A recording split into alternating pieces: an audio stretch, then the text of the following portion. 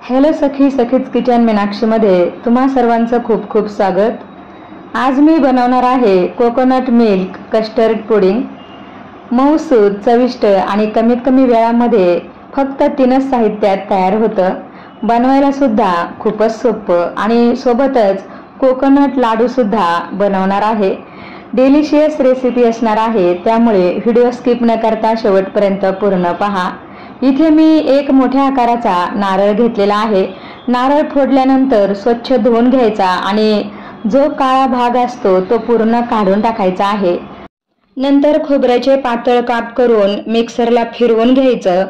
2 cup जर खोबऱ्याचा चव घेतलेला असेल तर 2 कप पाणी घालून जितकं बारीक वाटता येईल तितकं बारीक वाटून घ्यायचं। मोठ्या गाळणीने एकदा गाळून घेतल्यानंतर पुन्हा वस्त्रगाळ करून घ्यायचं।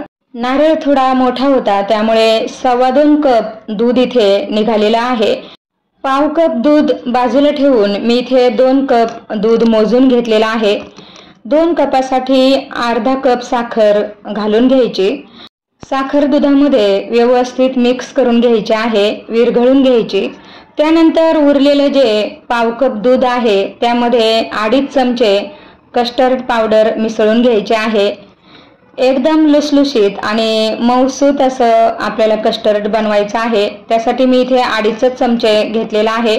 तुम्ही याचं प्रमाण 3 ते 4 चमचे सुद्धा घेऊ शकता जर तुम्हाला चांगलं घट्ट असं पुडिंग बनवायचं असेल तर। पण सॉफ्ट पुडिंग बनवायचं असेल तर एवढं प्रमाण अगदी पुरेसं आहे। आता जाड बुडाची कढई मी इथे घेतलेली आहे, त्यामध्ये हे दूध घालून घ्यायचं आणि हे एकसारखं हलवत राहायचं आहे। तळाशी अजिबात लागू द्यायचं नाही, त्याचा रंग बदलू द्यायचा नाही आणि गॅस मिडियमच ठेवायचा आहे, खूप मोठा करायचा नाही।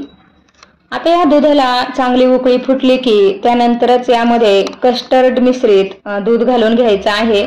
एका हाताने दूध ओतायचं आहे आणि दुसऱ्या हाताने लगेचच आपल्याला ते चांगलं मिक्स करायचं आहे। यामध्ये एकही गुठळी किंवा गोळी राहू द्यायची नाही, प्लेन झालं पाहिजे। हे छान मिक्स झाल्यानंतर पुन्हा आपल्याला हे थोडा वेळ उकळून घ्यायचं आहे, मात्र खूप वेळ शिजत ठेवायचं नाही। थोडंसं दाटसर झालं की लगेचच आपल्याला गॅस बंद करायचा आहे। तर हे 1 चमचा कस्टर्ड मी बाजूला ठेवलेलं होतं ते सुद्धा यामध्ये घालून घेतलेलं आहे आणि मिक्स करून घेतले। आता हे कोकोनट मिल्क कस्टर्ड पुडिंग बनवण्यासाठी हवं तसं दाटसर मिश्रण तयार झालेलं आहे।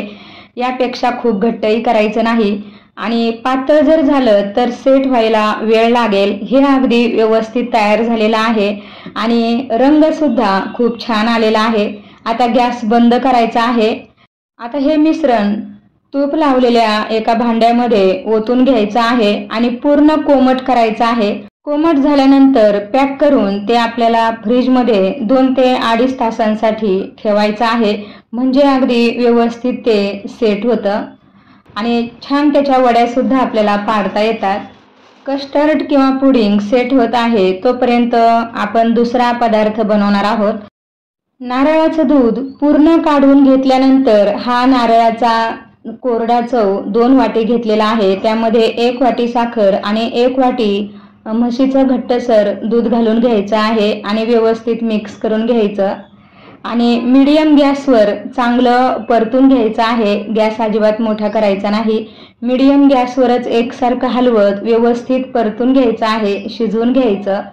आणि हा केस एकदम कोरडा होता, त्यामध्ये दुधाचा किंवा पाण्याचा अंश अजिबात नव्हता, त्यामुळे दूध घातल्याबरोबर हे लगेचच कोरडं झालेलं आहे। मध्ये मध्ये यामध्ये पुन्हा आपल्याला दूध घालायचं आहे।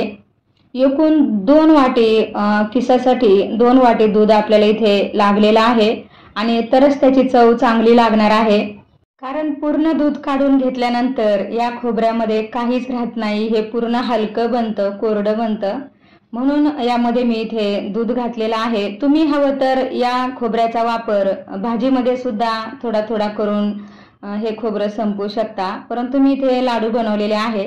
यामध्ये मी साखर मिश्रित वेलचीची पूड घालून घेतलेली आहे आणि व्यवस्थित मिक्स करून घेतली।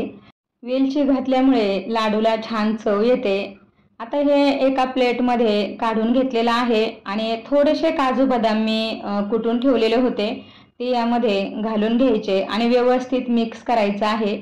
2 ते 3 चमचे साजूक तूप गरम करून यावर घालायचं आणि व्यवस्थित मिक्स करायचं.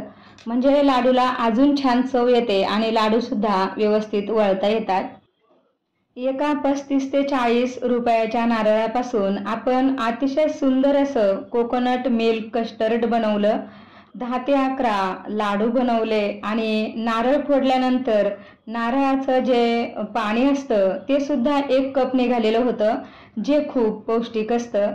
खोबऱ्याचा किस जरी पूर्ण कोरडा होता, त्यामध्ये दुधाचा अंश अजिबात राहिलेला नव्हता, तरी यामध्ये म्हशीचं दूध घातलेलं आहे, साखर, वेलची, साजूक तूप आणि काजू बदाम घातलेले आहेत. त्यामुळे ह्याची चव खूप छान लागते आणि खूप मऊसूत असे हे लाडू झालेले आहेत. आपलं कोकोनट मिल्क कस्टर्ड पुडिंग सुद्धा चांगलं सेट झालेलं आहे आणि एका प्लेटमध्ये पलटून घेतलंय आणि काजू बदामाने खूप छान सजवून घेतलेलं आहे. आणि आता हे कट करून घेऊयात. कोकोनट मिल्क कस्टर्ड पुडिंग अगदी व्यवस्थित झालेला आहे आणि त्याचा रंग सुद्धा खूप छान आलेला आहे. मऊसूत अशा वड्या पडलेल्या आहेत, तुम्ही बघू शकता. खूपच छान झाले आणि यामध्ये मी वेलचीचा वापर अजिबात केलेला नाही, कारण इथे मी व्हॅनिला कस्टर्डचा वापर केलेला होता. त्यामुळे दिसायलाही आकर्षक आणि चवीला सुद्धा जबरदस्त अशा ह्या वड्या झालेल्या आहेत आणि काही मिनिटात ह्या संपल्या. तुम्हाला दोन्ही रेसिपी कशा वाटल्या कमेंटमध्ये नक्की सांगा. तुम्ही सुद्धा बनवून बघा आणि आपल्या चॅनलला अजून सबस्क्राईब केलं नसेल किंवा चॅनलमध्ये तुम्ही नवीन आलेले असाल तर प्लीज लाईक, शेअर आणि सबस्क्राईब करा. बाजूलाच तिथे बेल आयकॉन असते, ती सुद्धा प्रेस करा, म्हणजे माझ्या रेसिपीज तुम्हाला ताबडतोब पाहता येतील. थँक्यू.